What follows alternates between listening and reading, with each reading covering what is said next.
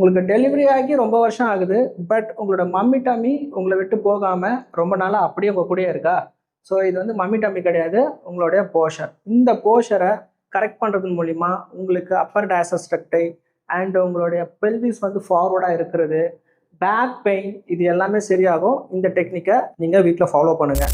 First இந்த மாதிரி வால்க்கு அகெயின்ஸ்டாக வந்து லை டவுன் போய்க்குங்க. நெக்ஸ்ட்டு வாலில் உங்களோட லெக்கை ரிப்ளேஸ் பண்ணிக்கோங்க. பிளேஸ் பண்ணிவிட்டு நீங்கள் இதை 90 டிகிரி பொசிஷனில் மெயின்டைன் பண்ணணும். ஸோ இது வந்து 90 டிகிரி பொசிஷன்.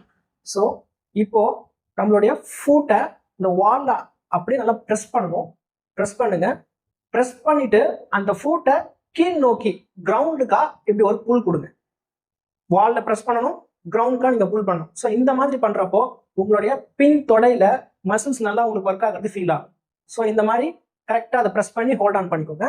நெக்ஸ்ட்டு உங்ககிட்ட பால் இருந்தால் இந்த மாதிரி பால் பிளேஸ் பண்ணிக்கோங்க. இல்லைன்னா நீங்கள் ஒரு டவல் ரோல் பண்ணி இங்கே பிளேஸ் பண்ணிவிட்டு அதை நல்லா ப்ரெஸ் பண்ணுங்க. ஸோ இதுதான் பொசிஷன். இந்த பொசிஷனில் நீங்கள் இன்ஹேல் பண்ண போகிறீங்க. நோஸ் வழியாக இன்ஹேல். இன்ஹேல் பண்ணும்போது நல்லா அந்த பாலை ப்ரெஸ் பண்ணுங்க. Now exhale. எக்ஸேல் த்ரூ மவுத். ஸோ இந்த பொசிஷனில் இந்த மாதிரி ஹேண்ட் பிளேஸ் பண்ணிக்கோங்க. Next inhale.